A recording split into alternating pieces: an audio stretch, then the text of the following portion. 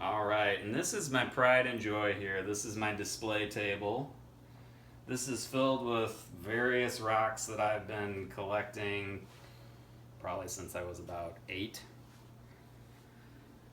A lot of the stuff over here, especially stuff here, is stuff that I got when I was younger at rock shows, and I was really bad about labeling stuff. But there's some very cool stuff in here. This is one of the Drew's quartz pieces that I found that has some kind of really interesting kind of gray overgrowth. It's a very cool crystal. I have no idea what that is. If anybody knows what that gray overgrowth is, please let me know. Whoa. These are cool. On the bottom too, you can kind of see that stromatolite structure. This one is cool. There's crystals all around, 360. Almost looks like a chicken nugget. I tried it. I wouldn't recommend it.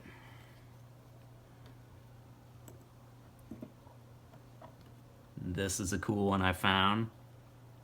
Weird stalactite type formations on that one. Just an awesome piece. Hoping to find a public dig site and get that promoted and let you guys know where this is at so more people can get in on this. That was cool. Found that right on the trail. Another awesome smoky one I found. Some of these, I don't know if you can see it here, but the tips of these crystals are more smoky. Sometimes the whole crystal will be smoky with like a darker tip. Sometimes they'll be clear with little smoky tips. So I love this Missouri quartz. It's all so varied and has so much character.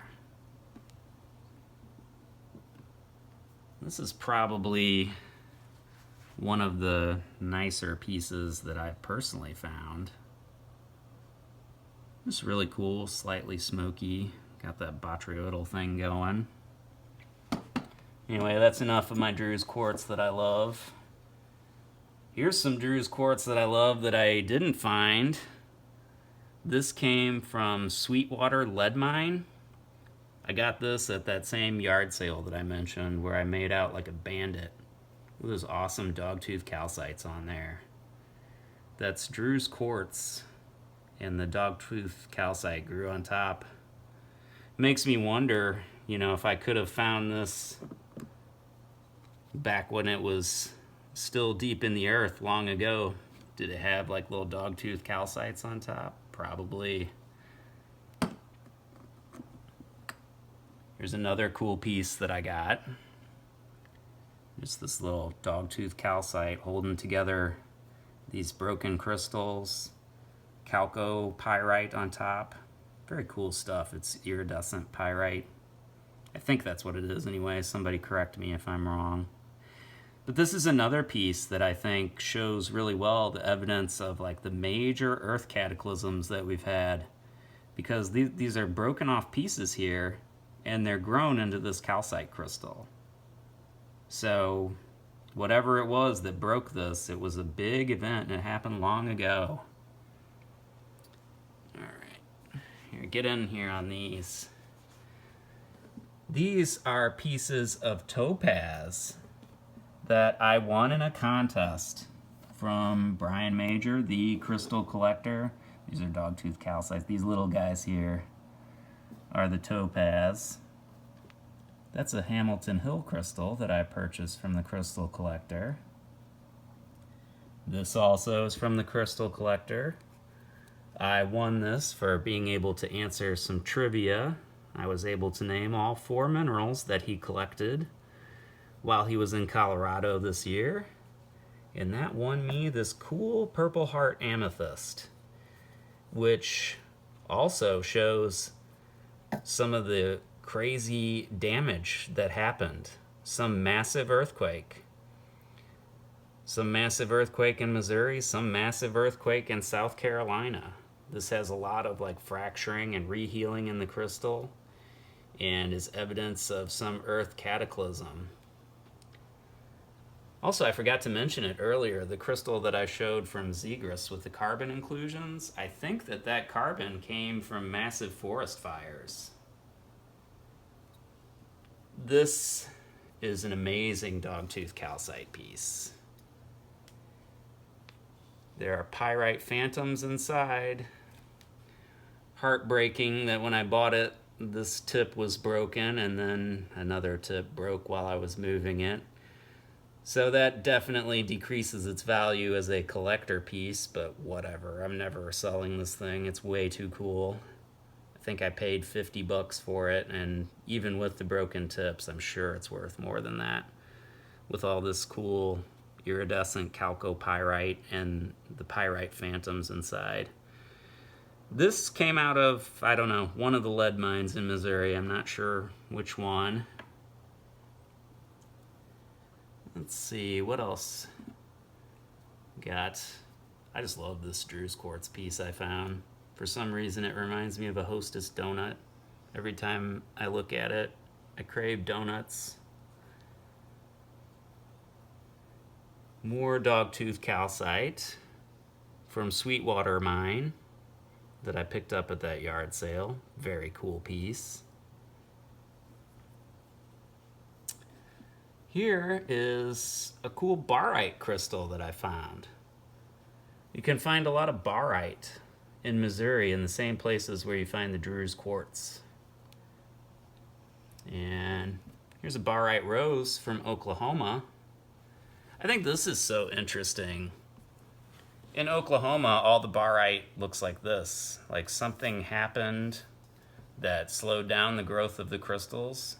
So they didn't make these points like they do here in Missouri, and they form these weird kind of flower-like structures. But it's the same mineral. I just think that's so interesting, the variation that you can get in crystals. It's my one piece of wave light. I inherited that from, oh gosh, some old lady that passed away that my uncle knew who had a rock collection. Ooh, this is a cool piece. I picked this up at a gem and mineral show a couple years ago. This is from Washington County, Missouri. I actually drive past the quarry that this came from all the time to go collecting for my Drew's Quartz, and it's driving me nuts. I want to contact the quarry and be like, I want to dig in your quarry.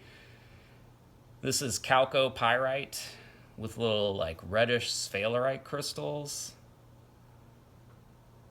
They had a cooler piece at the Gem and Mineral show, but it was like $500 and I just couldn't afford it.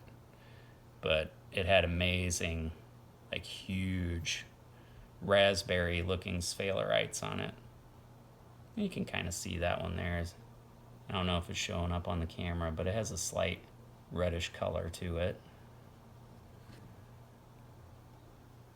Also, we got some fluorite. I'm not sure where this is from. This is a piece that I picked up as a kid. Looks like probably something that came from Kentucky, but I'm not sure.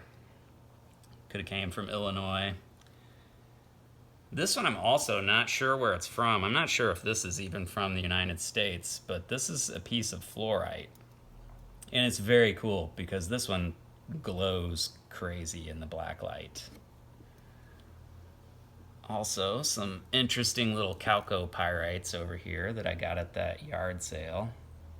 I love these. And now we're getting down into Quartz Corner here. A lot of these are from my trip to Arkansas, where I asked my beautiful wife to marry me, and she said yes. Pulled this cool crystal out of a pocket where I hid her ring and made her look for a crystal, and she found it. So I like that one. That's a special piece to me. Let's see, what else is in here? Oh, these are cool. This is the inside of one of those weird little geodes that I found on my first video that I did. You can see it has this cool pink botryoidal chalcedony inside. Also found this other little guy out there. I just think these are cool little pieces. This is one of the recent pieces that I purchased. I got this from that gemology guy, Colton Swagger. I'm probably butchering his last name. He said that this was from Zimbabwe, but he wasn't sure. I've been looking around. I saw somebody posted a picture of a very similar crystal from Zambia, so I think that might be where this is from. But a cool double terminated amethyst crystal from Africa. So that's pretty exotic. Let's see, what else do I got in here that I have to talk about before I move on to the fossil side? This I got when I was in grade school. I traded another girl some other rocks that I found on the bus for it, and her dad was really mad. I can see why. Very cool crystal. It's just, you don't see many like this. It's just a very odd tabular crystal. I like it. Here's my one Herkimer diamond. I bought this in 2006 for $10. And I priced these at a gem and mineral show a couple years ago, and most pieces similar to this were $30 and up. So Herkimer diamonds, you guys, are a good investment. I feel like the value of those is going up. People love those crystals, and I don't blame them. Here's an Oklahoma selenite, which I hope is legal for me to have, because I purchased this at a gem and mineral show probably when I was a kid. I've had this forever, so I don't know. It may have been legal to sell them back then. So that's my crystal side of the table. Very cool stuff in there. Pyrite dollars. I don't know. Other stuff that I've probably forgot to talk about. Some mica. I found this personally, just picked that up on the side of the road on our honeymoon in Colorado. There's a cool galena crystal. Feel like that's worth showing off. I need to make it very clear, this is not technically mine. This is my son's. We need to get it cleaned up better. He found this at that epic yard sale we went to. This is a dogtooth calcite. And I think it's really cool. It's just like this perfect three-sided pyramid, and then it has all these other little more light-colored calcite crystals growing on the yellow-colored calcite. Really need to get that cleaned up. But yeah, it's cool. Calcite can be so different. You know, this is also calcite. And then the calcites I showed earlier. I wonder what it is, you know, that makes one calcite crystal look like this, and then another calcite crystal growing right next to it look like this. Just, I don't know if you can catch the sheen on there, but these are really interesting. They really, yeah, there you can kind of see it. It's just really weird how the light catches them.